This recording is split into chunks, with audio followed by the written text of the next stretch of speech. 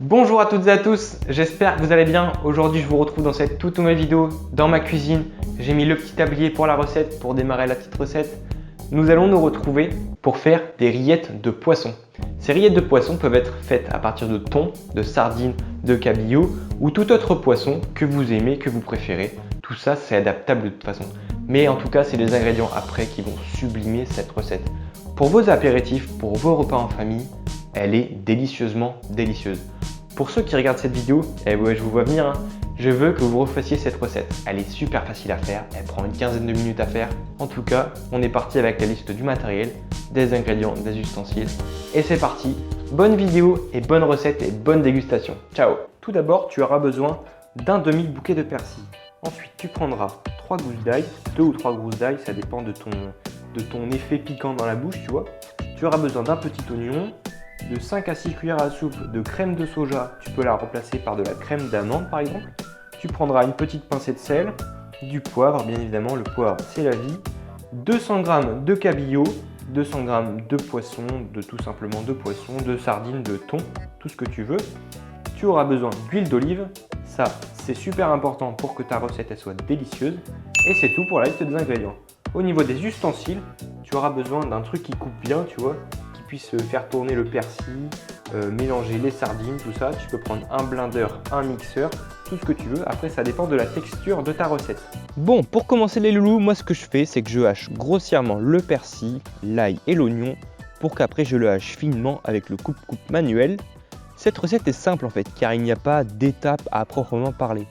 Mais moi je le fais dans un genre de coupe-coupe parce que j'aime bien la texture. Ouais je sais, coupe-coupe c'est pas très à la mode, mais bon on va faire avec. Donc ce que je disais c'est que moi je le fais dans ce genre de coupe-coupe parce que j'aime bien la texture de mes rillettes où tous les aliments ne sont pas beaucoup mixés parce que ça apporte une touche de croquant dans la bouche.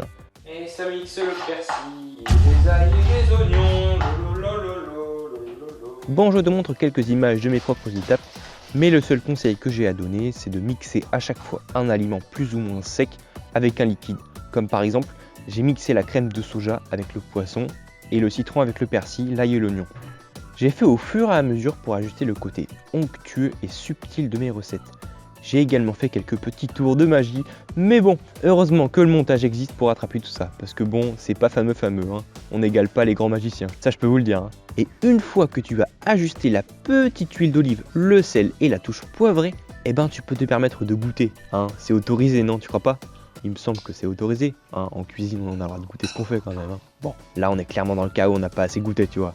Mais là, il y a clairement besoin de reconfirmer ce que tu vas confirmer. C'est pour ça qu'on va goûter une troisième fois parce qu'on n'est jamais trop sûr. Dans ce cas-là, c'est vraiment une sévère gourmandise, ça je peux vous le dire. Et j'ai oublié de préciser que je préparais ces rillettes juste pour moi. Parce que bon, n'allez pas croire que je suis un gros dégueulasse à remettre la cuillère 36 000 fois dans le plat. Non, du tout, je fais jamais ça, tu vois. Sinon, voilà le résultat. On a des belles rillettes agrémentées d'une petite touche de persil qui ira ravir vos entrées et vos apéritifs entre amis. Voilà, c'est déjà la fin de cette vidéo. Je me suis éclaté à tourner la vidéo, à la monter, c'était excellent, c'était génial. Je compte réellement sur vous pour reproduire cette recette car je vous promets qu'elle est excellente et super simple à faire. Avant que vous partiez, n'oubliez pas de mettre un petit commentaire en bas de la vidéo si vous avez des questions à me poser. Vous pouvez mettre également un petit pouce bleu et vous pouvez vous abonner pour recevoir chaque semaine une vidéo intéressante et divertissante. J'insiste beaucoup là-dessus car vous êtes mes précieux indicateurs d'une vidéo qualitative. Alors je compte sur vous pour m'aider à développer cette chaîne YouTube car franchement je vous promets je déborde de créativité en ce moment.